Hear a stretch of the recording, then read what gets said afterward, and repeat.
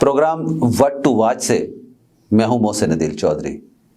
नाजरीन, मुल्क में सियासी माहौल नहायत गर्म है और सियासी पारा है कि बढ़ता चला जा रहा है। तल्खी सियासतदानों के लबो लहजे से अया है। सियासतदानों की सेकंड क्लास तो सेकंड क्लास, पार्टी सरबराहान, ऑफिस होल्डर, सबकी जुबानों से फूल झड़ रहे हैं। डाकू, चोर, गीदड़, शोबाज, डीजल गर्ज के हर कोई दूसरे को टीज करने के लिए हर वो लफ्ज इस्तेमाल कर रहा है जो मैं और आप शायद आम फहम में इस्तेमाल नहीं करते। दोनों जानिब से कोई कमी नहीं की जा रही, सिर्फ गाली नहीं दी जा रही, लबो लहजा वही इख्तियार किया जा रहा है जो गाली देने के लिए इस्तेमाल किया जाता है। ऐसा सियासी हालात के तनाव का नतीजा ही क्यों ना हो, इसका कोई जवाब बाकी नहीं रहता। ना सफारतकारी का लिहाज है, ना मुल्की वकार के लिए उठाए गए हल्फ का। दूसरी जानिब ना अपोजिशन कुर्सी पर बराजमान मुल्क के सबसे बड़े ओहदों को इज्जत बख्शने को तैयार है, ना तकरीम की राह निकाली जा रही है।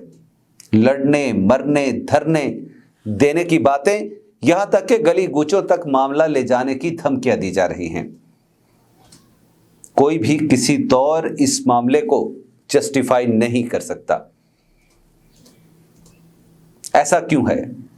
इक्तदार की जंग में सब इक़दार को क्यों भुलाए बैठे हैं? तहरीके अदम-ए-एतमाद एक आईनी रास्ता है, फिर इतना वावेला क्यों इसे इतनी हवा दी जा रही है? आला ईवानों में ऐसा क्या होने जा रहा है कि ये सब उसका रद्द अमल है? ये वो सवाल है जो लोगों के जहनों में उठ रहा है। रोजाना अनगिनत खबरें, पल पल बदलती सूरत हाल। तहरीके अदम-ए-एतमाद के आने के बाद बड़ों की बड़ी बैठकें भी तवातर से हो रही हैं, लेकिन कोई भी अंदर की बात बताने को तैयार नहीं, बल्कि इशारा तक देने से भी गुरेज बरता जा रहा है। तबसरे हो रहे हैं, तज्जिए किए जा रहे हैं, हर कोई दूर की कौड़ी ला रहा है। सब ऊंट को अपनी मर्जी की करवट देने पर तुले हैं। अपोजिशन और हुकूमती इत्तेहादी आपस में रोजाना की बुनियाद पर मिल रहे हैं। लंबी लंबी मीटिंग्स, तवील मशावरत हो रही है, लेकिन फिर भी मामले की कोई भी हवा नहीं लगने दे रहा। अंदर की बात है क्या? ये मुलाकातें, बयानात, नाजरीन, मैं आपको बताऊं कि ये सब दिखावा है। मामलात पहले ही तय पा चुके हैं।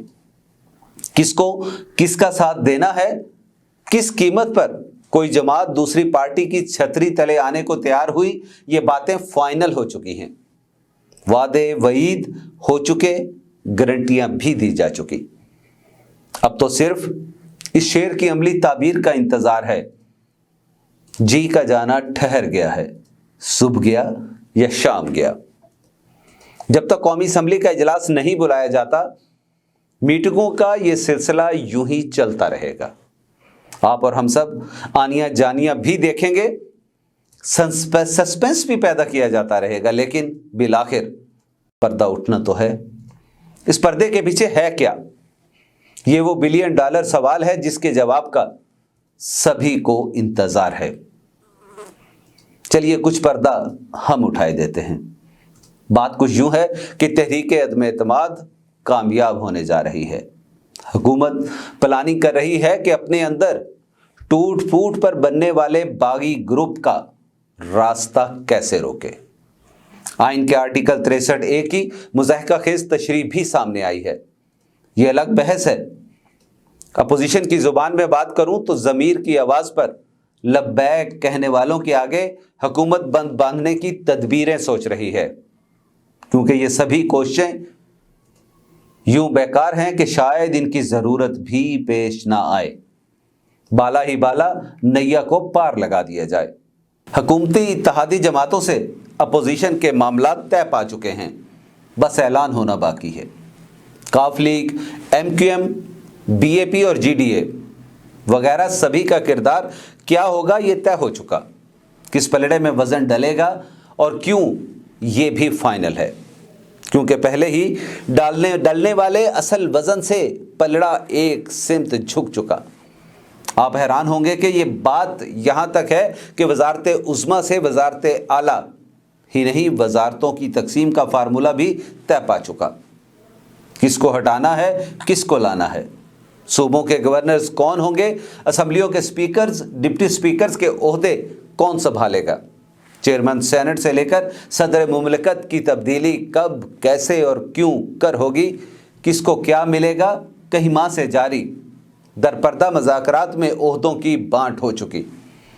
آپ اتنا سمجھ لیں کہ اگلے وزیر اعظم کے لیے شہباز شریف کا نام فائنل ہے، سپیکرشپ اور وزارت داخلہ پیپلز پارٹی کے حصے میں آئے گی، جبکہ ایک بڑا عہدہ جمعیت علماء اسلام کو بھی دیا گیا ہے۔ ناظرین، پنجاب کی وزارت اعلیٰ کا فیصلہ میاں نواز شریف کریں گے، کیونکہ کھچڑی کچھ زیادہ ہی پک چکی۔